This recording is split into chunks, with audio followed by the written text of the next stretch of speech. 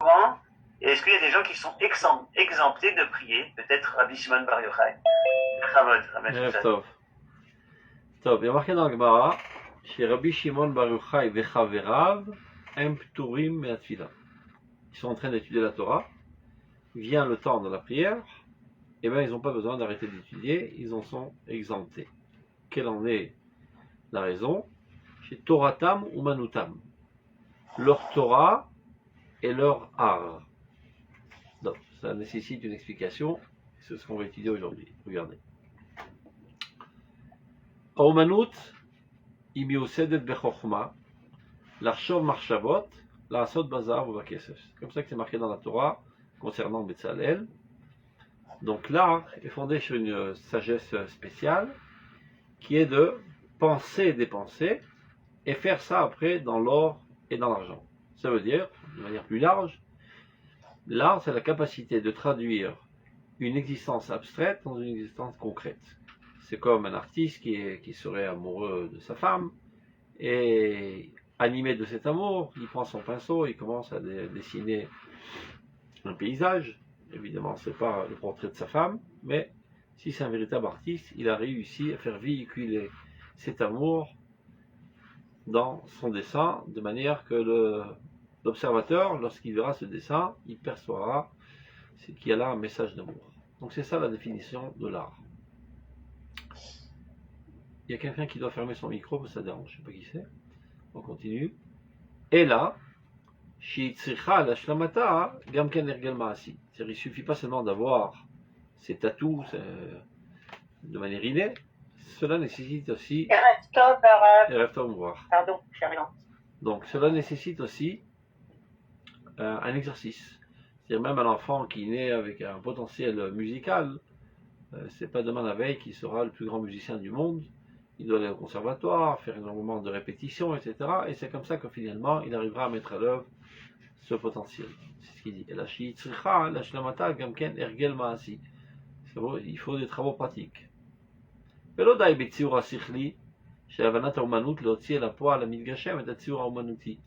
pas quelque chose qu'on peut seulement apprendre de manière théorique. Ça veut dire, j'ai compris théoriquement comment ça devrait être, et je prends mon pinceau, directement ça marche. Et ben non. Ça demande énormément d'exercice, on essaye, on efface, on recommence, jusqu'à que finalement on en arrive à être capable d'exprimer de manière exacte nos pensées, nos sentiments. Et comment que ça se dit, exprimer et être fidèle à son expression? Neeman. C'est pas par hasard que tout ça est la même racine.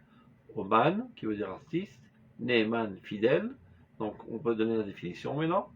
Un artiste, c'est quelqu'un qui est fidèle à son monde intérieur dans l'œuvre de ses mains. Ça ne doit pas donner à tout le monde. On continue. Omlam, אפשר להיות אדם שלם כל כך בשלמות ציורו, וכליו המעשים יהיו כל כך מוכשרים להיות מושפעים מציורי שכלו, עד שיהיה במדרגת חזה אומנותא וגמיר. C'est-à-dire, il peut arriver de manière vraiment exceptionnelle, un génie de la génération, qui lui est capable d'un seul coup d'œil comprendre exactement de quoi s'agit-il et prendre son pinceau et nous sortir une création artistique qui sort de l'ordinaire. Ce n'est pas le cas de tous les artistes, et normalement de rature et de répétition fait qu'ils arrivent à sortir ce qu'ils voulaient vraiment sortir. Mais il y en a qui sont comme ça. Un par génération, un par 10 générations, j'en sais rien. Donc on regarde dans le texte, Omnam, Efshar liot Adam, il peut arriver qu'il y ait un homme, Shalem kolkar vishlemut tsiurav, qui a une perception si parfaite, et Kelav Maasim et ses membres, Yu kolkar muksharim, sont tellement doués, Yot mushmaim mitzorei sichlo, d'être influencés par les conceptions de son intellect. Ça veut dire il y a une fidélité totale entre son monde abstrait et son monde concret, de manière que dès qu'il y pense, directement ça se traduit au niveau de l'acte, au niveau pratique de l'action. C'est une expression de la Gemara.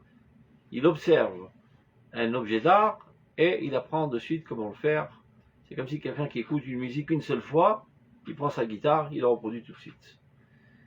Mais il faut se lever de bonheur pour trouver un mec pareil. Mais ça existe. שבציורה והשכליים מיד יושלם גם כן בכל העניינים המעשיים המתיילדים מהם. Ça veut dire, déjà dans sa perception intellectuelle abstraite, il sait déjà comment ceci va être traduit au niveau du concret. C'est-à-dire que tu l'expliques un concept totalement abstrait, tu dis vas-y maintenant exprime-moi ça en dessin. Bon, il y en a qui doivent réfléchir pendant 1 an pour savoir comment exprimer en dessin une pensée abstraite. Puis il a écouté, il a compris de manière très très précise le concept, il prend son pinceau, hop, et il te donne une œuvre artistique extraordinaire qui exprime à 100% ce concept.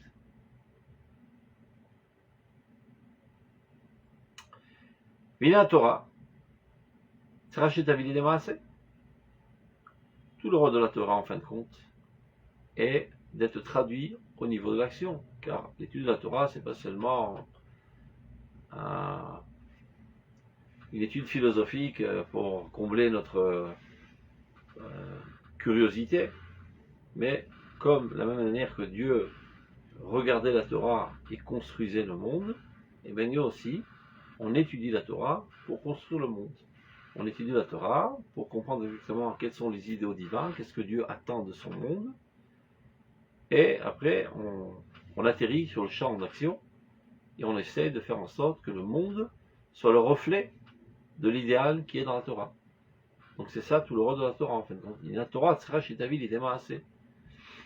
Le rôle de la Torah est finalement d'amener à l'action au niveau individuel, familial, national, universel, etc. ויסוד המעשה הטוב בעבודה האלוהית הוא לגשם בפועל ובחיים את ציורי הצדק והיושר האלוהים. C'est le fondement même de l'action positive. Qu'est-ce qui est considéré comme l'action positive? Qu'est-ce qui est considéré comme le service divin? Eh bien, c'est de concrétiser dans la vie réelle et tsiorei hatzedek, tous les concepts de la justice, de la droiture divine. Ayoter ramim v'kedoshim, les plus hauts, les plus nobles et les plus simples. C'est-à-dire, tu étudies dans la Gemara, tu étudies dans le Tanakh, tu étudies dans le livre d'Emouna, de quoi devrait avoir l'air le monde fondé sur la justice, sur la droiture. Non, maintenant j'ai compris. Non, je ne peux pas me suffire de dire voilà, j'ai compris et j'en suis acquitté. Tu ne l'as compris que pour que cela, finalement, réalise une révolution dans ta personnalité et que tu t'enrôles de toutes tes forces pour mettre ça à l'acte et changer ce monde. Le peuple d'Israël, dans sa définition même, est censé être un peuple révolutionnaire qui améliore le monde de manière constante. Abraham a Ivri, qui s'appelle Abraham l'hébreu, et Ivri, ça a une connotation aussi de Ever, qui veut dire la rive. D'Israël, tout le monde se trouve d'un côté de la rive, et lui se trouve de l'autre côté de la rive. C'est-à-dire que toute la civilisation humaine, elle est dans un sens, et lui se rend compte que ça va mal tourner, ils sont en train de rouler vers l'abîme, lui va de l'autre côté de la rive, et il décide de changer le sens de la civilisation humaine, de sauver l'humanité entière de ce désastre. À la lumière de la volonté de Dieu, et finalement, ses enfants recevront la Torah pour concrétiser le projet d'Abraham Avinu, comment amener ce monde à une situation de justice, de droiture, de noblesse, de sainteté. כדי להוציא על הפועל המוגשם את הנטיות המוסריות העליונות מוכשרת היא התפילה ההרגשית. Maintenant, on va répéter ce qu'on a dit à plusieurs fois, afin d'amener notre personnalité à agir dans le sens des idéaux que nous avons acquis dans la Torah. Et bien, ça doit passer par un intermédiaire qui s'appelle le sentiment. Car que peut-on faire? L'homme est conçu de la sorte. Des choses desquelles il est ému, ça met sa volonté en effervescence. Les choses qu'il ne fait que comprendre, eh ben, c'est placé quelque part dans sa mémoire, mais ça ne le met pas en mouvance. Si tu veux faire bouger quelqu'un dans un sens, eh ben, il n'y a pas le choix, il faut l'amener à être ému, à être enthousiasmé, à être en extase de ce qu'on est en train de dire. Et une fois qu'il est en extase, tu peux pas aller trop poser, ça sera fait. Cette extase ne le laissera pas dormir tant qu'il n'aura pas réalisé. C'est une énergie très très forte qui le poussera à réaliser cet idéal. Donc tout notre rôle en tant qu'éducateur, c'est pas seulement de transmettre des données, ça ils n'ont pas besoin de nous, ils peuvent lire tout seuls dans les livres et aujourd'hui dans les sites internet. Le rôle de l'éducateur, c'est d'enthousiasmer l'élève à vouloir. Mais non, pour l'amener à vouloir, il faut d'abord l'enthousiasmer au niveau du sentiment. Parce que la grosse masse de notre personnalité, c'est le sentiment. Donc, très bien d'étudier la Torah, c'est là-bas qu'on apprend les idéaux divins, mais ça reste en haut de la tour dans notre tête, et le café ne commence pas à décanter dans notre personnalité. Pour qu'il décante dans notre personnalité et qu'il soit dans une dimension de vécu, et pas seulement d'accumulation de connaissances dans la mémoire, ça c'est le rôle de la prière. La prière, ou l'ordo bechol vafrem, de le servir de tout votre cœur. L'étude de la Torah, c'est servir Dieu par le biais de l'intellect. La prière, c'est servir Dieu par le biais des émotions. Et ce n'est qu'en fait qu'une seule chose. C'est une continuité. Ça commence par l'intellect, et après, ça s'enracine dans le sentiment, et après ça pousse. Et ça fait pousser la volonté. Donc il dit la chose suivante. Kedé l'otzi à la poêle, à Muksham, pour mettre à l'œuvre, de la manière la plus concrète, est un étiot à moussariot, les tendances morales, à Elionot, les plus suprêmes. Mursheret i atefila et ergeshit. Ben, c'est exactement le rôle de la prière qui est fondée sur le sentiment. Chez Motzia, la poêle est ergesh, qui est la prière, bien plus que l'étude de la Torah, est capable de mettre en effervescence notre sentiment. Et pourquoi c'est si important? Shukarov à la masse, car le sentiment est bien plus proche de l'action que le sechel. Le sechel, c'est le roi là, qui se tient en haut de son siège, mais qui n'a pas tellement de contact réel avec son peuple. Shukarov à la masse, Gyoter ma sechel amufshat. Donc il est bien plus proche de l'action que l'intellect qui est totalement abstrait. Comment ça marche?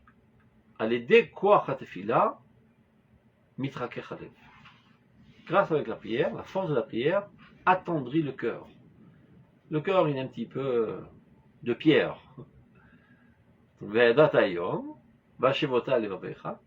Donc tu étudies la Torah, tu accumules des connaissances, tu les comprends, tu les définis, tu sais déduire, tu sais induire, tu sais exclure, etc. Tout ça tu as fait, toute cette analyse intellectuelle tu l'as fait. Maintenant, le produit fini, tu le déposes sur le cœur, mais que sur le cœur. Vient la prière, attendrit le cœur, et alors ces données commencent maintenant à pénétrer dans le cœur. Une fois qu'elles pénètrent dans le cœur, à partir du cœur, ça va être irrigué dans tout le corps avec les artères et les veines et les vaisseaux. C'est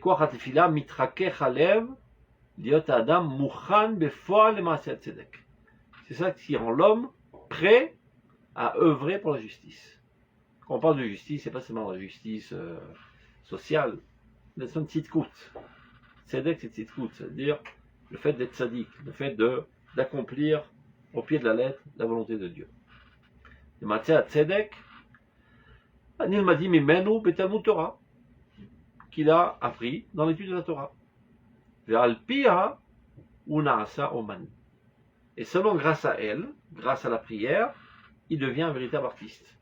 Avant la prière, c'était quelqu'un qui avait des connaissances intellectuelles, qui avait compris certains concepts. Ouais, mais c'est pas comme ça qu'on va faire un musée avec des gens qui comprennent des concepts. Et des gens qui perçoivent des sentiments. Tout ça, c'est très bien, mais c'est invisible. Pour le traduire dans le monde du concret, il faut se mettre à la besogne. Prends ton pinceau, prends ton stylo à écrire un poème, prends ta guitare à jouer une musique. Ça, c'est la traduction dans le monde du concret. Donc sans la prière, il n'y aurait aucune traduction dans le monde du concret. Tout resterait totalement abstrait. Donc ce qui te rend un véritable artiste, c'est cette capacité de traduire dans le monde du concret, c'est la prière. Al-Pi Aunasa Oman la Tzedek. Et c'est comme ça qu'il devient un artiste de la justice divine, de la Tzidkut d'Akadosh Baruch Hu. Comme dit Srazal, par exemple, Umanuto shel Adam ba'olam hazeh, Yassim Atzmo Keilem. On voit bien que Chazal se servit de ce terme, Umanuto, son art. De quoi s'agit-il ici? Mais ce n'est qu'un exemple, mais il en est de même pour tous les comportements souhaitables. Que lorsqu'il y a une grande bagarre et que tout le monde s'insulte les uns les autres et qu'on t'insulte, etc., dit Chazal, tu veux être un artiste, tu te la fermes. Répondre, c'est facile. Se mordre les lèvres et bien serrer les dents, c'est ça toute la gvoura. Lorsqu'il y a une grande bagarre et que tu te fais insulter, etc., tu te la fermes, tu attends que ça passe, que le courroux et le feu se calment, et tout rentrera dans l'ordre. Tu réponds, ça envenime davantage, et tout explose. Et c'est comme ça qu'on peut discerner quels sont les véritables tzadikim. Dans des situations critiques, où il y a énormément de nerfs et de colère, etc. Alors on voit les idiots qui hurlent, et les gens sains qui se taisent. Ça ne veut pas dire qu'ils sont faits de porcelaine et qu'ils ne se vexent pas. Ils se vexent. Ne'elavim benamodvim, dit le Rambam. Ils sont vexés. Et ils ne vexent pas. Il y a un niveau bien plus haut. Ils ne sont même pas vexés. C'est plus que l'arnava, c'est Ashvaya.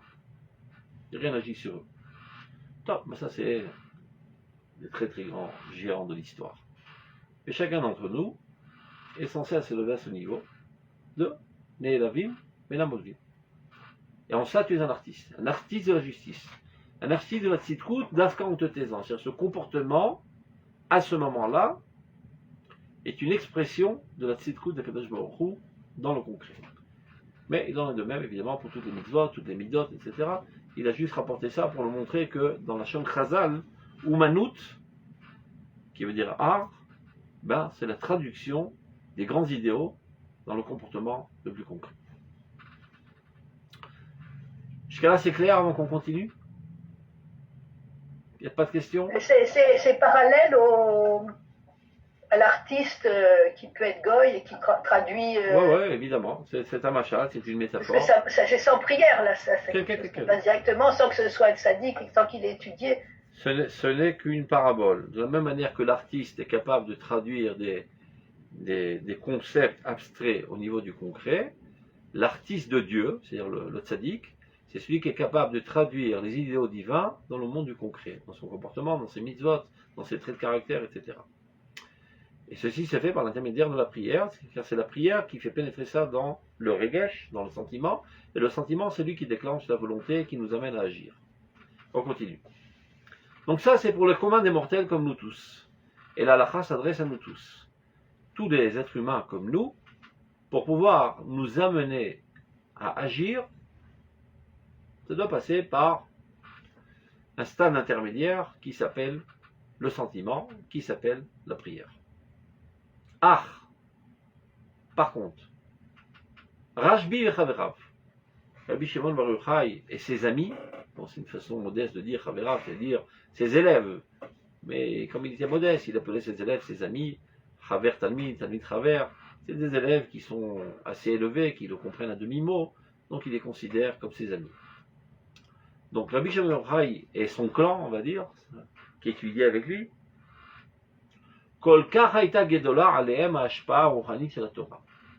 l'influence de la Torah était si grande sur eux, et ils étaient tellement doués d'être influencés par leur étude à toute bonté et toute noblesse, c'est-à-dire l'étude elle-même déclenchait en eux une volonté de faire, d'agir, sans passer par un autre intermédiaire. C'est-à-dire, eux, ils ont réussi à étudier la Torah directement, traduit au niveau de la vie. Et non pas seulement déposer ça dans la mémoire, accumuler, comprendre, etc. Et ce n'est qu'après faire pénétrer ça au niveau du sentiment pour déclencher la volonté. Ils étudiaient la Torah avec une telle dvekut vakadosh baruch hu, et ben ils en arrivaient à dvekut b'Hashem et à ressembler à Dieu. De la même manière que Dieu, istakel voraïta vebara alma, Dieu regardait la Torah et construisait le monde. L'étude elle-même construisait le monde, sans besoin de prendre de marteau et de tournevis. Et ben, lorsqu'on est très d'avec Bachem, on acquiert des caractères divins et on en arrive à ressembler à Dieu aussi dans cela, que notre pensée elle-même, elle se traduit en action. Pas besoin de passer par des intermédiaires. Donc Rabbi Shimon Bar Yochai, donc vous comprenez pourquoi à l'Akva Omer il y a 1 million de personnes qui débarquent là-bas, c'est pas par hasard. On pourrait penser que c'est du folklore, ils aiment bien ça parce qu'ils s'éclatent, etc. C'est un des géants de l'histoire du peuple d'Israël. Rabbi Shimon Bar Yochai v'chaverav, kol kach hayta gdola alehem hashpa'a ruhanit shel Torah. Tellement était grande sur eux l'influence spirituelle de la Torah. Et kol kach hayu mukhsharim lot nifalim. Ils étaient tellement doués d'être influencés de leur étude, déjà à tout bien et à toute noblesse, à tel point qu'ils n'avaient pas besoin de stade intermédiaire, shel ilui rikshotem, qui est l'élévation de leurs sentiments à l'aider à la tfila par l'intermédiaire de la tfila. Qui toratam be'atzma, la Torah elle-même qu'ils étudiaient, ispika le'arshim et tziurehem aruchanim amok al kelehem amasim. Leur propre étude était suffisante déjà pour avoir un impact sur leurs membres, sur leur monde de l'action, sans passer par l'intermédiaire du sentiment qui apparaît par l'intermédiaire de la prière. Keinyan, tout comme ce qu'on a vu au début de la Piska, Chaza umanut avegamir, comme ce génie qui observe une œuvre d'art et de suite il sait la reproduire, sans exercice, sans besoin d'intégrer, etc., etc. C'est un génie. À l'aider à Riya Levada, par la seule vision de cela, même parfois par la seule écoute d'un concept, tu lui fais une conférence pendant 1 heure pour lui expliquer un concept très profond, il te dit attends 2 minutes, il revient 2 minutes après avec une œuvre d'art, un dessin qui exprime exactement la pensée que tu viens de développer. Ce sont des géants. Ki toratam be'atzma ispika l'arshim et tziurehem aruchanim amok al kelehem amasiim ke'inyan haza umanut avegamir. Al yedei ha'reiyah levada, par la seule vision. Kederech hamufla shebemitzuyanim bekisharon ha'umanuti, comme le plus extraordinaire des doués dans le don de l'art. Betzalel. Quand Dieu a demandé à Moshe Rabbeinu de faire la menorah, il lui a décrit, on va dire, la vocation spirituelle de la menorah. L'action spirituelle sur le monde, ça veut dire qu'elle éclaire tout le monde par sa bonté, par son intelligence. Menorah, c'est le symbole de la chokhmah. Donc il lui a parlé de manière totalement abstraite. Qu'il devait avoir une menorah dans le Beth Amikdash, dans le Roi Moed à l'époque, dans le Mishkan. Et voilà que Betzalel écoute, et de suite, il se met au boulot, il lui sort cette menorah qu'on connaît aujourd'hui. Il lui répond tout de suite, Shema Betzel El Haïta. Aurais-tu été à l'ombre de Dieu? C'est-à-dire que tu ressembles à Dieu, tu es vraiment l'ombre de Dieu. C'est identique à Dieu. Tu as réussi à traduire comme l'ombre, qui est la traduction, qui est la projection de ta main sur la table. Betzalel, il prend un concept totalement abstrait, hop, il le projette dans le monde du concret. C'est l'homme le plus extraordinaire à travers toutes les générations de l'art. Keder hamufla shebemitzuyanim bekisharon ha'umanuti. Ou que Betzalel, j'allais dire Ruach Elohim, shemil'ao kvar Hashem biyado, cet esprit divin qui reposait sur lui, leotzi à la poêle, et kol harmoniot amasiot. Il était capable de traduire dans le concret tous les arts les plus réels. Vela et tzarich le'emsaim anisyoniyim, sans avoir besoin de toutes sortes d'exercices et d'effacer, de recommencer, etc. D'un seul trait, du premier coup, il a réussi à sortir cette menorah qui était l'expression exacte dans ce monde de la pensée de la menorah que Dieu a transmis à Moshe Rabbeinu. Alken, c'est la raison pour laquelle Hem, qui c'est Hem?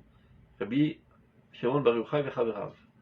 Rabbi Shimon Bar Yochai et ses élèves, Be'oskam b'Torah lorsqu'ils étudiaient la Torah, Ayub Turim et la Tfila. Ils étaient exemptés de la Tfila. Ça ne veut pas dire que tous les jours de leur vie, ils étaient exemptés de la Tfila. Quand ils étaient en train d'étudier, ben, ils n'arrêtaient pas leur étude parce que leur étude était prière. Et si c'est par hasard, je sais pas, ils n'étaient pas en train d'étudier, ils étaient, je sais pas, en vacances ou en guerre, j'en sais rien. Parce qu'il y a eu pas mal de guerres à l'époque de Rabbi Shimon Bar Yochai. Et ben, à ce moment-là, évidemment, ils faisaient la prière comme tout le monde. Mipenesh et Toratam, imaspeket kvar liot gam umanutam, car leur propre Torah est suffisante déjà pour être leur art. C'est clair? On peut continuer? Vous êtes bienvenus ce soir. Très bien. Très bien. Top. Alors on continue. Allons-y. Pisca Vav. C'est très clair. Très clair. Tant mieux. Ceux qui ont une tendance artistique, ils aiment bien ces études de manière On générale. peut poser une question, Rav? Oui, bien sûr, toujours. Et tu es puni d'avoir posé la question si tu as le droit de poser la question. Bon, je sais, mais c'est une habitude. Tu es trop poli, les Français. C'est une mauvaise habitude, mais c'est une habitude. Ouais, c'est les Français, ils sont trop polis. Voilà. Vas-y. Et ça, vous ne ressentez pas une contradiction par rapport à tout ce qu'on a étudié? Pourquoi? Explique. Depuis le début, on nous a expliqué que la Torah, c'est un idéal Elion, Ken. et pour le mettre chez nous, on a besoin de la tefila pour le rentrer chez nous. Nachon. Mais il s'avère, d'après cette pisca, que lui, il a pu, mais on peut arriver à se passer de la tefila. Nachon, si tu es Rabbi Lui, il a réussi. Si tu es Rabbi Shimon Bar Yochai. Nahon, mais on peut. Nachon, tu as raison. Toujours la halacha, elle est pour le klal. J'ai passé une contradiction, mais ça m'a sauté aux yeux. Nachon. Tout le temps, on a dit que la Torah, c'est un idéal, mais on a besoin de la tefila pour le faire rentrer chez nous. Nachon. Chacun à son niveau. Mais il y a des Et gens là, qui... tout d'un coup, on s'aperçoit qu'en étudiant la Torah, on peut se passer de la tefila si on est Rabbi Shimon Bar Yochai. Ça veut dire si Mais on sait, peut, ça veut dire si on sait étudier la Torah pas seulement avec notre cervelle, mais aussi avec notre regesh. Ah, d'accord. Vous comprenez? Alors, De manière générale, toi quand tu étudies, c'est une démarche intellectuelle. Mais l'idéal, tu as raison, c'est que lorsque tu étudies, tu as une précision, une analyse intellectuelle au top, tout en étant en extase, tout en ayant une volonté de faire, d'appliquer, tout en étant sous une influence de l'imagination, de la muse, pour avoir encore plus de Ruach HaKodesh. Ça, c'est l'idéal, d'unir toutes les forces. donc lui, il n'avait pas besoin de la tefila Nachon. pour faire descendre le flux en bas. Non, directement, ça passait dans son regesh, et c'était intégré, et ça déclenchait sa volonté, et donc la volonté de Dieu apparaissait directement dans sa volonté, il faisait apparaître le flux. Mais on n'est pas Rabbi Shimon Bar Yochai, chacun doit connaître sa place. L'halakha, comme par exemple, l'halakha, tout le monde doit se marier. Nachon? Nachon que tout le monde doit se marier? C'est l'halakha? Et bien pourtant, Rabbi Ben Azaï, il s'est pas marié. En fait, il s'est marié. Le lendemain de la nuit de noces, on demande à sa femme, alors comment c'était? Ça s'est bien passé la nuit de noces? Elle leur répond super. Il a étudié toute la nuit et je lui ai changé les bougies. Donc j'ai compris, je suis de trop, je rentre chez moi. C'est bizarre ce truc. Le Rambam, il est possèque. Il tranche dans Ilchot Talmud Torah. Kol mi shehashka nafsho betorah keben azai, patur mipiria verivia. Comment que c'est possible? Comment une mitzvah peut t'acquitter d'une autre mitzvah? Parce qu'il s'avère que c'est exactement la même chose. Lorsque tu te maries, tu t'unis avec ta femme, et ben vous faites descendre ensemble des âmes qui finalement apparaissent dans des corps. Ça fait des petits bébés. Et ben lorsque tu dis la Torah, c'est exactement pareil. Ton âme s'accouple avec l'âme de la Torah et fait apparaître dans ce monde de nouvelles âmes, de nouvelles forces divines, créatrices, bonificatrices. Qui trouvait sa femme, quoi. J'ai pas entendu, là, ça s'est coupé. L'éloge, quoi. J'entends une belle musique, mais j'ai pas entendu. Azaï. J'ai pas entendu, ça a été coupé. Il y a une coupure d'internet. J'ai dit que Rav Allez-y. Donc, Jésus, on t'entend pas bien. dit que Rav Akiba était à faire. Rabbi Akiva était quoi? suis pas à la maison. Bon. Top. Donc, on a... C'est que Quel il a fait un autre trajet par rapport à Rabazai, quoi. Il a retrouvé sa femme, il en a fait l'éloge après. D'accord. Il s'avère que Ben Azaï, qui était son gendre, était plus grand que lui. D'ailleurs, avec qui il s'est marié Ben Azaï? Avec la fille de Rabbi Akiva. Et puis, quand elle est retournée à la maison, sa maman, qui était la femme de Rabbi Akiva, elle lui a dit: tu es plus grande que moi. Parce que moi, par l'amour de la Torah, je me suis lié à ton père. Toi, par l'amour de la Torah, tu as quitté ton mari. Donc ton amour est encore plus grand. Bah, c'est vrai qu'elle n'a pas eu tellement le plaisir d'être proche de son mari, la femme de Rabbi Akiva. Voilà. Pendant 24 ans, elle n'était pas là, mais quand même, il existait. Il y avait un mari putatif qu'elle voyait une fois tous les 24 ans. Et après, je suppose qu'il est retourné pour toujours. Ça veut dire, mis à part toutes les 24 heures sur 24 où il était à Beth Midrash, mais il la voyait de temps en temps. Alors que Ben Azaï, non. Alors comment c'est possible? On peut pas. Jamais on dira, bon, regarde, si tu mets les tefilines, alors tu n'es pas tour de l'oulav. Mais ben non, ça a deux effets différents, c'est pas possible. Parce qu'il s'avère que c'est la même chose. L'étude de la Torah, les Pira Verivia, c'est la même chose. Seulement ici, ça se concrétise. Il y en a qui n'ont pas besoin de concrétiser. Mais ça rajoute de la force divine dans ce monde, de la Kedusha dans ce monde de la même manière. Alors qu'adviendra-t-il du peuple d'Israël si tout le monde devient comme Ben Azaï? Comment sera la continuité de la nation? N'ayez crainte, pour l'instant il n'y en a eu qu'un. Donc on n'est pas en danger existentiel. Je veux savoir que théoriquement parlant c'est possible, et c'est pas seulement d'Ivre Agada, le Rambam il trancha dans la Lacha, dans l'Ilchot Talmud Torah. Donc, nous tous, c'est-à-dire des milliards de juifs, normaux ou anormaux, chacun déciderait comment nous appeler, on a besoin de la tfila. Rabbi Shimon Bar Yochai n'a pas besoin de la tfila. La Torah elle-même a le même effet que la prière. Il étudie la Torah avec une approche pas seulement intellectuelle. À ce moment même, son sentiment est en extase. Et donc ça déclenche sa volonté, donc pas besoin de passer par l'intermédiaire de la tfila. Mais le jour où il n'étudie pas, eh ben, lui aussi il a besoin. Donc on continue. C'est clair, Tvi? On continue. Alors, Amar Rabbi Chanin. Est-ce que vous avez l'impression qu'on fait la tfila avec les sentiments? Évidemment. Comme un devoir de bien rempli. J'ai l'impression qu'on la fasse avec beaucoup de sentiments. Hein. Alors, c'est pas une vraie prière. Il faut se mettre au travail alors. Parce que la prière, c'est le sentiment. Si on n'arrive pas à rentrer en extase dans notre prière, eh ben qu'on sache qu'on a raté notre prière. C'est mieux que rien, comme on dit, mais c'est pas encore ça. Et quand la prière dure 20 minutes, vous avez le temps de rentrer en extase en 20 minutes? Je vous promets que quand quelqu'un n'a pas vu sa bien-aimée depuis 10 000 ans et qu'il la voit une demi-seconde, il s'évanouit d'extase. Tout dépend de l'amour. C'est pas au kilo que l'extase arrive. C'est au lien, au besoin. C'est tellement loin de nous. C'est pour ça qu'on étudie. Si on en était là, j'aurais pas besoin d'enseigner. On se sert de certains mots, mais on a du mal à s'approcher des fois. Vous voyez la photo là qu'il a mis Johan? Oui. Eh ben c'est lui. Il était comme ça. Mamash. Sans aucune exagération. Toutes ses prières, il était comme Malach Hashem Tsevot. Je ne parle pas de la tfila de Yom Kippour dans la Neila. Toutes les prières de Mincha, elle était 1 milliard de fois plus concentrée que notre tfila de la Neila.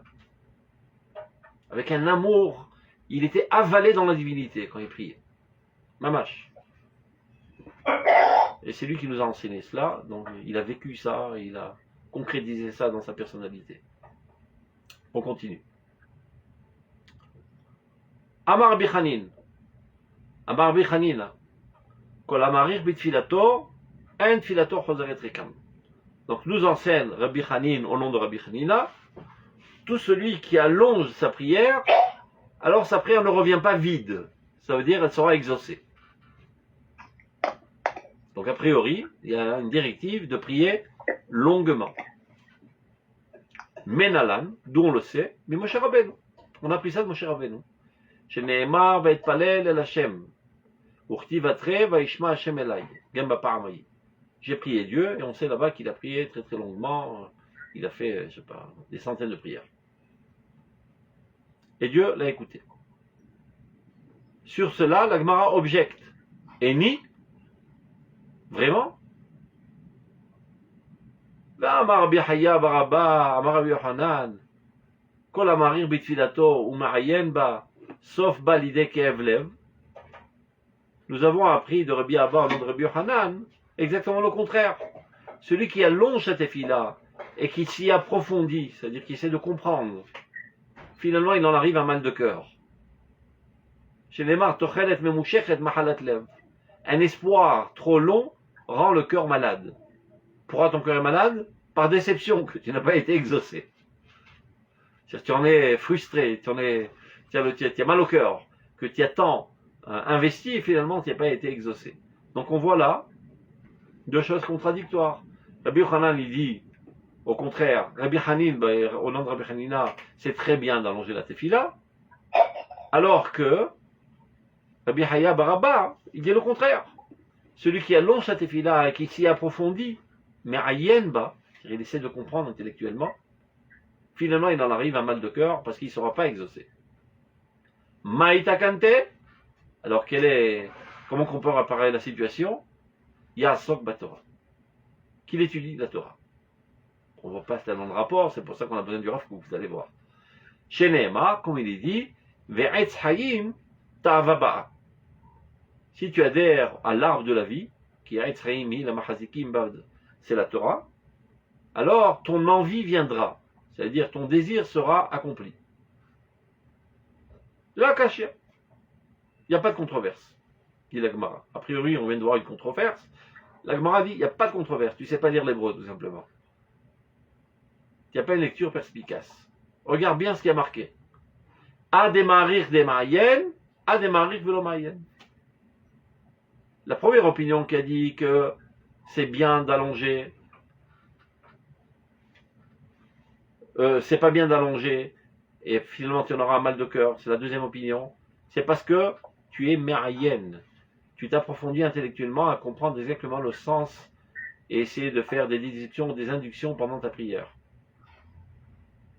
Mais par contre, quand on a dit que l'allongement de la tefila, au contraire, c'est quelque chose de positif qui amènera à être exaucé, c'est l'omérienne. Donc, on va voir ce qu'il raconte. Regardez.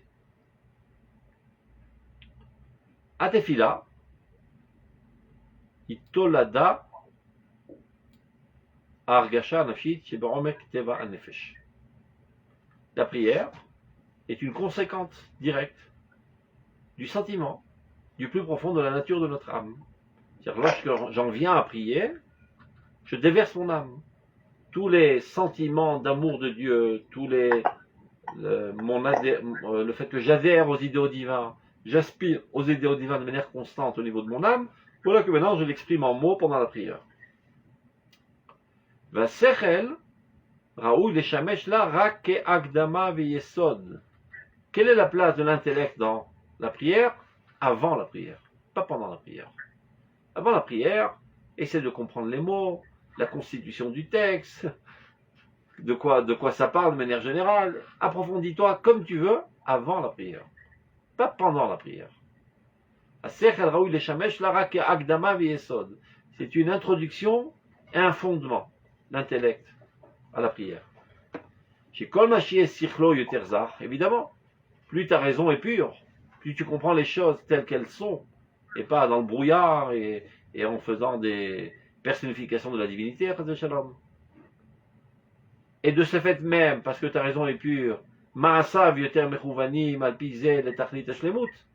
tes comportements sont plus en adéquation avec la finalité de la perfection. C'est-à-dire, si tu n'as pas étudié la Torah, évidemment, tu te comportes de manière pas adéquate.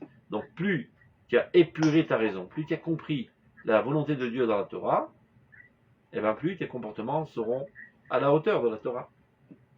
Ken itromem yoter teva nafsho. Et donc de petit à petit, ça élève la nature de ton âme. Tu enrichis ton âme.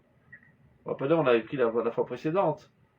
Atfila milemata lemala, va Torah milemala lemata. La Torah, c'est d'apporter de nouvelles données du divin et les enraciner dans mon âme. Et donc ça fait grandir mon âme, ça intensifie et grandit la nature de mon âme. Donc plus tu comprends les choses de manière claire et pure, plus ton âme grandit. Vigdal kocha et asher tishpor sicha lefnekona.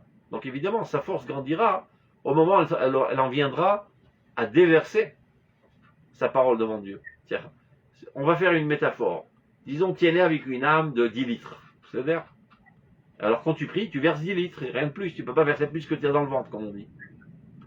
Tu as étudié la Torah, tu en es arrivé à 100 litres. Alors, lorsque tu viens prier maintenant, tu vas déverser 100 litres. Et tu as étudié encore de la Torah, ton âme maintenant, elle vaut 10 000 litres. Alors quand tu prieras, tu déverseras 10 000 litres. Donc, comme introduction à la prière, l'intellect c'est parfait. Mais pas pendant la prière. C'est ça tout le Dagesh. Regardez. Voilà rêve.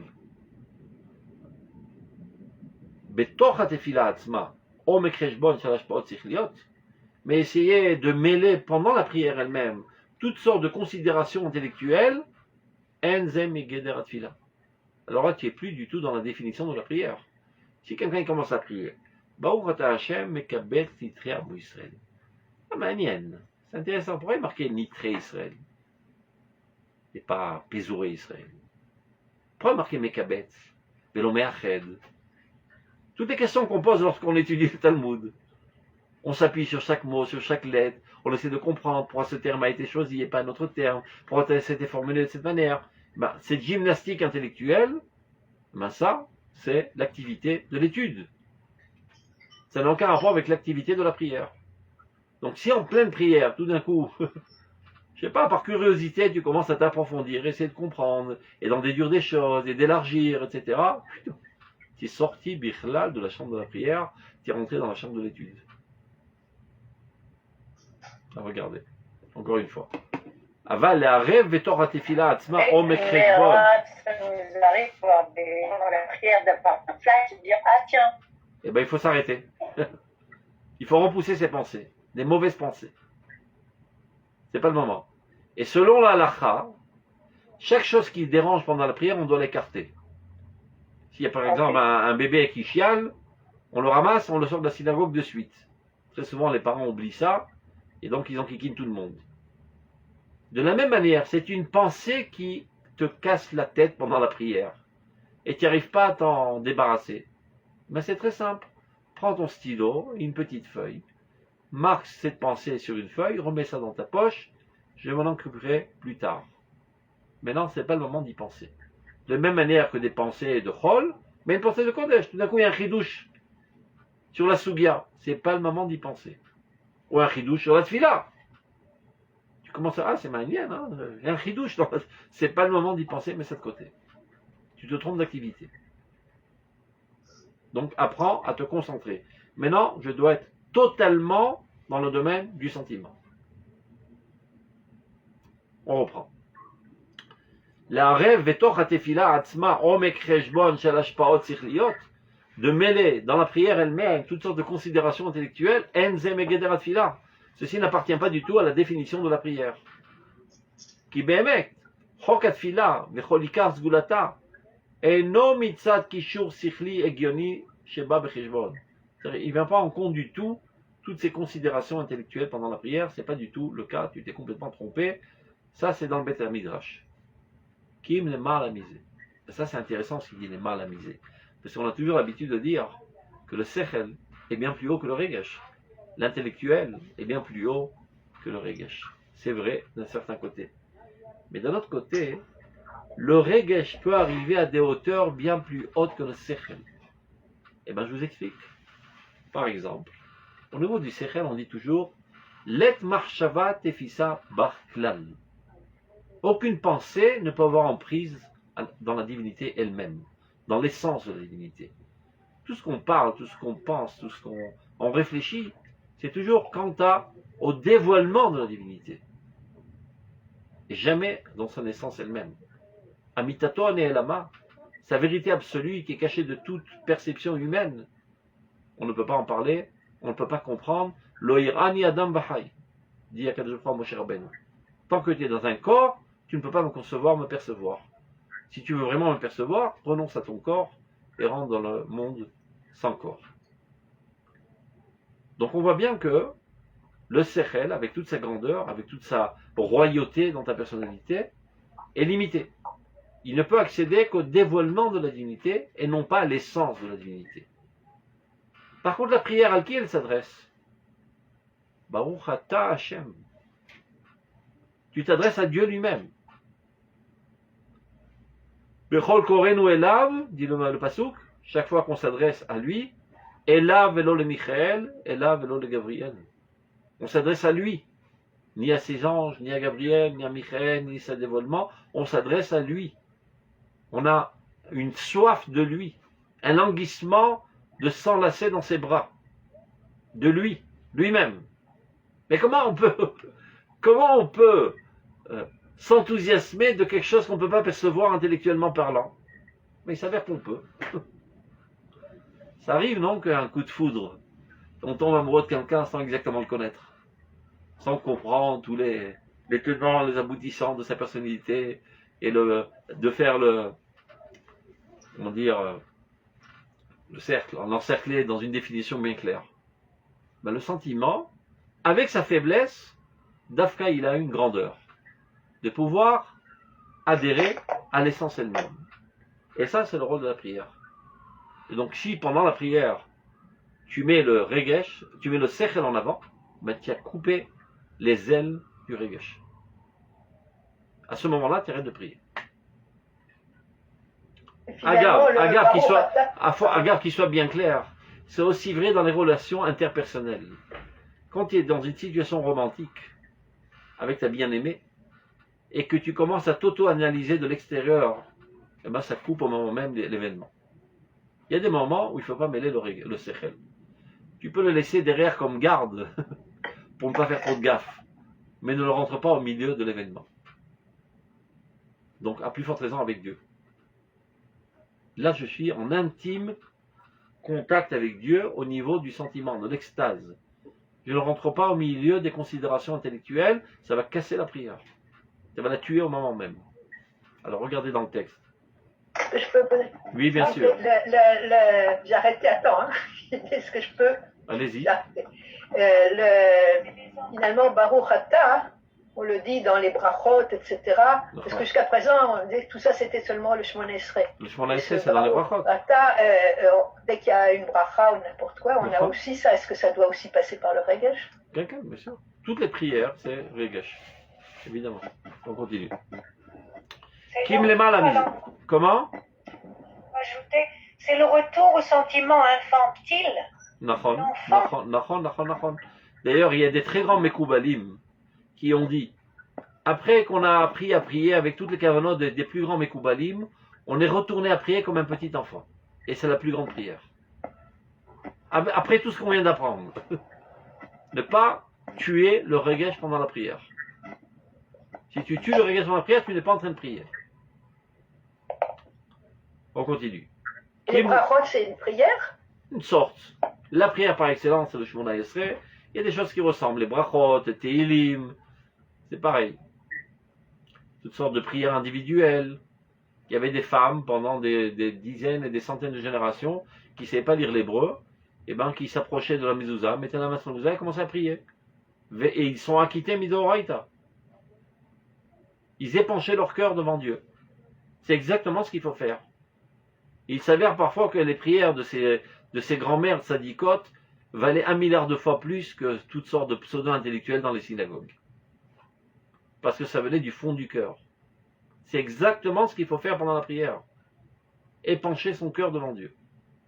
Mais ça reste à savoir quoi épancher. Pas s'enthousiasmer de voir par exemple la faillite de ton concurrent. Ça c'est pas une prière, c'est quelque chose d'abominable. Donc encore faut-il d'abord savoir sur quoi s'enthousiasmer, ça tu l'as étudié. Maintenant c'est le moment de s'enthousiasmer. Donc ne mêle pas des considérations intellectuelles qui pourraient tuer l'événement. On continue. Pour épancher son cœur, on a besoin des mots qui sont justement dans le Shemona Esrei. Pour dire les choses souhaitables et pas des idioties. Sans quoi je pourrais dire, oh mon Dieu, je l'aime tellement, elle aime un autre, ben qu'elle crève. Et c'est aussi un enthousiasme extraordinaire, avec beaucoup d'extase, il peut le dire. Je suis amoureux fou. C'est par rapport aux grand-mères. Ah ben, je ne sais pas ce qu'elle demandait, je ne suis pas rentré vérifier, donc, sonder leur cœur. c'est possible, sans être il se peut qu'ils ont dit des idioties, il se peut qu'ils ont demandé énormément de bonnes choses pour le peuple d'Israël, pour la délivrance, pour les misères qu'il y avait pour l'Israël. Donc, soyons les cafstroutes, que sans aucun doute, ils ont demandé des choses nobles et grandes pour le peuple d'Israël. Et aussi pour leur famille, pour leurs maris, pour leurs enfants, pour elles-mêmes. On continue. Donc, il les mal amusés. C'est comme ça que Dieu a fondé la nature même de l'âme. Ça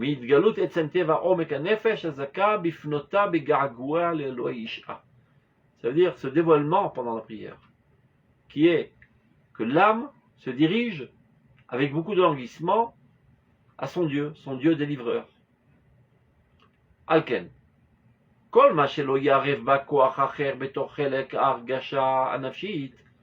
Tant qu'il ne mêle pas à cette activité émotionnelle une autre force, qui est l'intellect, il la laisse exprimer dans sa nature la plus pure, d'aspirer à l'objectif et à la finalité de son sort, car nous sommes venus ici pour accomplir une mission de dévoiler Dieu à l'échelle individuelle, familiale, nationale, universelle. Yoter Igdal Kor HaTfila, donc sans aucun doute, la force de la fila ira grandissante. Marir, par contre, Marir bitfilato ou ma'ayenba, celui qui allonge sa prière, et en fait, il s'avère que pourquoi il allonge? Parce qu'il s'est attardé à comprendre toutes sortes de textes, à faire toutes sortes de déductions, etc. C'est pour ça que ça lui a pris 15 minutes de lui prendre 7 minutes. Donc en fait, sur ces 15 minutes dans lesquelles il s'est tenu debout, il y avait 8 minutes d'études de Torah. Et les autres minutes aussi, ils sont un petit peu morts sur les bords. Donc il n'a pas prié. Il a fait 15 minutes d'études de Torah, lui, d'avoir prié.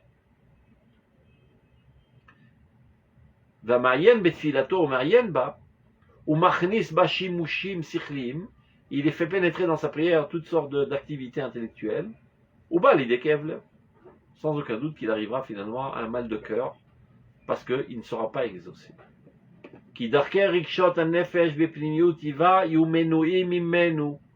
Car les cheminements de son âme dans le domaine de l'émotion auront des entraves. L'intellectualisme réalise très souvent une entrave au déversement naturel du sentiment.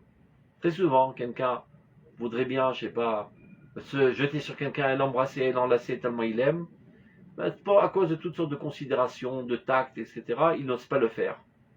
Eh bien, c'est dommage. Il y a quelque chose qui a été perdu à cause d'un frein intellectuel. Alors, à Purim, on boit du vin, on se laisse aller dans notre amour du peuple d'Israël. Sans aucun tact, sans aucun frein. Évidemment, reste à savoir ce que tu as dans le ventre. Voilà que le vin rentre et le secret sort. Reste à savoir quel secret il y a dans le ventre. Si c'est des égouts qu'il y a dans le ventre, il vaut mieux qu'il reste là-bas. Donc ne bois pas une goutte de vin. Si tu es amoureux fou du peuple d'Israël, et à cause de toutes sortes de considérations de politesse, de tact, etc., tu n'oses pas tellement l'exprimer les jours de l'année. Pourim, vas-y, bois. Lâche-toi. Sheyu al-piha argashotav yeter beirot. On continue. Non, j'ai sauté une ligne. Non. Et c'est pour ça qu'il y aura des entraves. Parce qu'il essaiera toujours de donner des cheminements intellectuels à ses sentiments. Et ben ça va les tuer. Il n'arrivera jamais à cette finalité finalement. Ah, par contre, s'il s'agit de quelqu'un qui véritablement veut ardemment arriver à une perfection intellectuelle. Pourquoi? Pour que ses sentiments soient plus clairs. Comme je disais tout à l'heure, si ta vie entière, elle est dans des concepts très bas et très vils, parce que tu n'as pas eu accès à des idéaux nobles et grandioses, eh ben, d'où va venir ton sentiment? Ton sentiment ne peut pas venir de devenir miraculeuse. Ton sentiment, saracol, n'est que l'expression de tes conceptions. Donc si tu patauges dans la boue toute ta vie, dans l'idiotie, dans la méchanceté, dans la cruauté, dans la vengeance, dans la rancune, c'est ça ton monde. Et bien quand tu seras aussi dans une démarche émotionnelle, ça ne va pas voler plus haut. Donc quelqu'un qui veut élever ses sentiments, qu'est-ce qu'il doit faire? Mais il doit élever ses conceptions. Donc si c'est dans ce sens que tu vas étudier la Torah avant la tefila, pour mieux élever ta tefila, alors là c'est vraiment mevorach. Il y a quelque chose de béni. Il dit ça, regardez.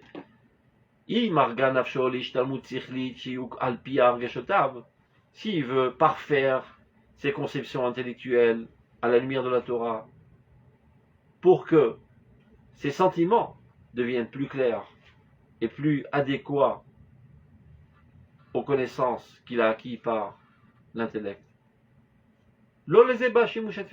Ça, c'est pas le rôle de la tefila. Kim, Batora Yassig. Ça, c'est exactement le rôle de la tefila, de la Torah. Donc, dans la Torah, au Beth Midrash, tu élèves tes conceptions. Jusqu'à là, tu vivais un idéal X, tu as rencontré dans la Torah un idéal X plus 10. Tu le comprends, tu le définis, tu l'isoles d'autres compréhensions, tu t'identifies avec lui. Maintenant, j'appartiens à X plus 10 intellectuellement parlant. Donc maintenant, je peux prier X plus 10. Une fois que j'ai prié X plus 10, ça devient ma nature au niveau du Regesh. J'ai posé des fondations pour élever un bâtiment encore plus haut. Et maintenant, je suis capable de comprendre X plus 20 dans la Torah. Une fois que je l'ai bien compris, demain, je prierai X plus 20. Une fois que ça devient ma nature, maintenant, au niveau du sentiment, et le sentiment, c'est l'essentiel de ma nature, je peux comprendre X plus 30. Et c'est un cercle vicieux dans le bon sens du terme, qui va en spirale constante. On continue. Repam. Ceci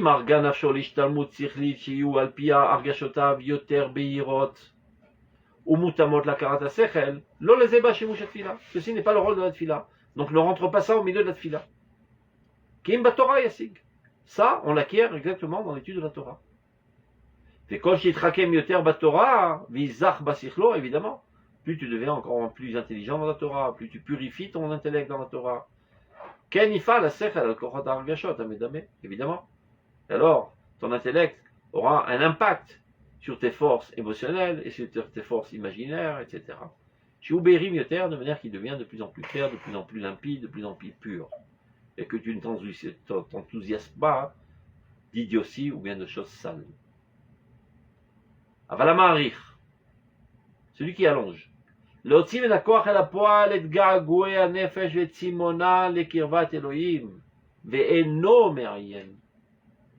Celui qui s'allonge pour encore plus exprimer, et encore plus exprimer son amour de Dieu, son languissement de Dieu. Ben, c'est exactement la prière, d'arriver à un lien le plus intime possible avec Dieu. Alors là, tu as les deux pieds dans la prière, là tu es en train de prier. Donc plus tu allonges, mieux ça vaut. Quand tu rentres aucune considération intellectuelle, tu ne fais que intensifier de plus en plus. Parce que plus tu exprimes ton amour avec Dieu, plus cela renforce ton amour avec Dieu. C'est toujours à double sens les choses. Tu aimes quelqu'un, tu exprimes ton amour s'intensifie davantage envers lui. Et après tu pourras exprimer davantage. Ayant exprimé davantage, ça va intensifier davantage, et tu pourras exprimer davantage, et ça continuera tout le temps. Donc si pendant la prière, tu pries de plus en plus, avec véhémence, avec languissement, alors là, tu es parfait. Donc là, ça vaut le coup d'allonger. Donc il n'y a pas de contradiction dans la Gemara. Ça dépend comment tu pries.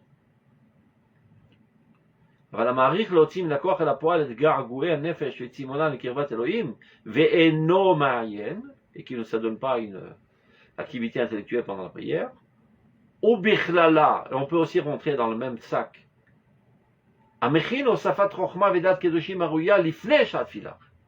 Celui qui étudie avant la prière, pour comprendre exactement de quoi il s'agit. Encore une fois, il n'est pas encore dans la prière, il veut élever ses compréhensions de l'idéal divin pour prier à la hauteur. Shekefi Godel Midadzu, Achana, Kentikar, Midat Haregesh, Ba, Bechut Nisgava, sans aucun doute. Plus tu te prépares, plus tu comprends, plus tu es Gadelou la Shemiti, tu fais grandir ta perception de Dieu, et bien plus tu déverseras ton amour de Dieu à une hauteur bien plus grande. C'est-à-dire, si tu penses que ton papa, c'est un pêcheur de poissons, tu l'aimes bien. Si d'un coup tu comprends que ton papa, c'est le premier ministre de l'État d'Israël, tu l'aimeras un peu plus. Donc plus tu perçois la grandeur de Dieu dans ton étude, plus ton amour s'intensifiera envers lui. Et donc là, c'est Besséda Gamour. Donc, pour conclure, ou pendant la prière elle-même, tu vas en intensifiant de plus en plus ton regesh, ou bien avant la prière, tu fais une introduction d'étude pour mieux comprendre la grandeur de Dieu, pour mieux prier, pour mieux l'aimer, pour mieux vouloir t'accoler à lui. Et ceci, on l'a appris de Moshe Rabbeinu.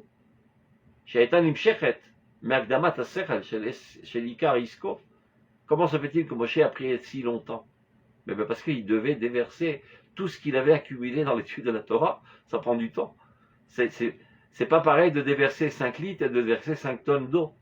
Moshe Rabbeinu, qui est Mekabel la Torah, mais Ashrina, il a compris quelque chose dans la Torah quand même autrement que nous. Donc Moshe Rabbeinu a fait une grande introduction de Torah, et donc sa prière est en conséquence. Et donc ça nécessite beaucoup plus de temps à amener à un niveau émotionnel tout ce qu'il a compris au niveau intellectuel. Donc c'est ce qu'on avait dit au début de notre étude dans la Gemara, Minalan, mi Moshe Rabbeinu. D'où on a appris cela, que Kol HaMa'arir B'Tfilato, En Tfilato Choseret Rekam. D'où on a appris que tout celui qui annonce sa prière, sa fila ne revient pas vide, c'est restera exaucé. On l'a appris de Moshe Rabbeinu. Évidemment, Moshe Rabbeinu, toute sa vie, c'est Moshe c'est la Torah. C'est le réceptacle le plus grandiose de la Torah. שהייתה נמשכת מהקדמת השכל של עיקר עסקו שהיה בתורה, וכדמשמע דברי חז"ל, שהייתה הכנה נשגבה לתפילה כפי ערך מעלתו. Chez lui, il y avait une préparation très très haute, à la hauteur de son niveau, à la valeur de son niveau. Tfila kazot, ena choseret rekam, évidemment, une telle prière ne reviendra jamais vide, elle sera toujours exaucée. Et pourtant, à la fin de sa vie, le pauvre, il a tant prié. Eh ben, il a tellement prié qu'il a failli y rentrer. C'est-à-dire sa prière était tellement forte que Dieu l'a dit, Ravlach, n'ajoute pas un mot sans quoi je suis obligé de te faire rentrer, mais je ne peux pas te faire rentrer pour le bien d'Israël. Parce que aussi Moshe Rabbeinu était rentré, qu'il avait construit lui-même le Beth Amikdash, le Beth Amikdash n'aurait pu jamais être détruit, et alors Dieu aurait déferlé sa colère sur les Juifs. Donc pour le bien du peuple d'Israël, arrête de prier. Pour vous montrer combien que la prière peut être effective, parfois même à l'encontre du projet divin. Ouais, mais Dieu sait comment barrer pour arriver à mener le monde à sa finalité. Tov, portez-vous bien et priez bien surtout. Kol Tov, Shabbat Shalom. Merci beaucoup. Tada, Shabbat Shalom. Merci, au revoir. Merci beaucoup, bonne nuit. Bonne nuit, Shalom Shalom.